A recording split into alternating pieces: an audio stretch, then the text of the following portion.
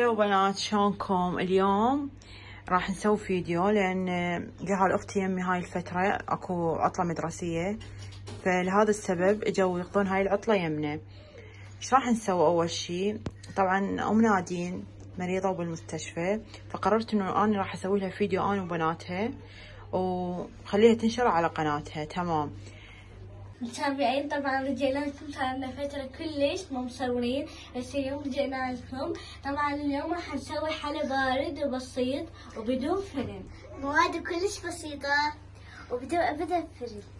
طبعا هسه عندنا هنا خلاط، عندنا هنا قشطة راح نستخدمها.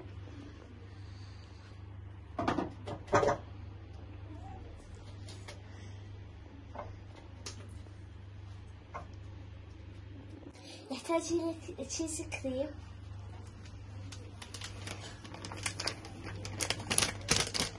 لا راح نخلي نسكافيه،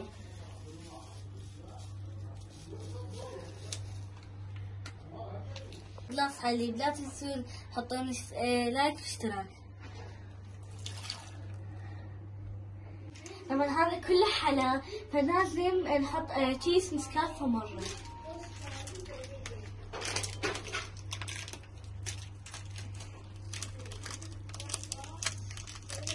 اللي يريد يحط، اللي يريد ما يحط، كيف اللي يريد. نخلطها بالخلاط ونرجع لكم. هسه الخليط صار وهيك صار قوامه كلش طيب. هنا الخطوة الثانية راح نحط البسكت بالحليب ونحطه هنا ونجيب الحشوة. يلا نبلش.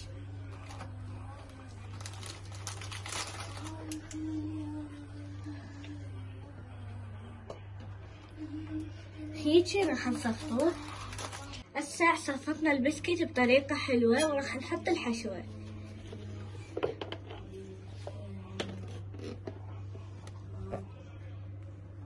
هسه حتخلى الحشوة.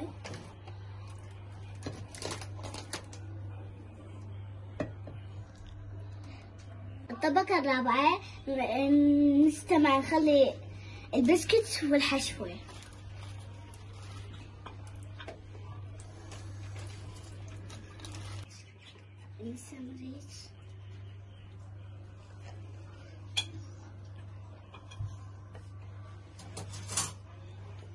إضافة اللي يحب يخلي واللي يحب لا يخلي كريم كراميل، طبعا كلش طيب، بس هسه ما خلصنا راح نخليه بالثلاجة.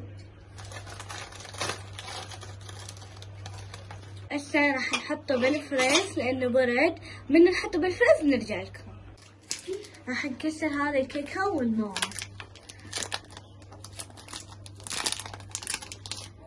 اللي يريد ياخذ مر، بس احنا حبينا شوية بحلال. هاي خلود تقول اكثر لا تقول مو طيبة.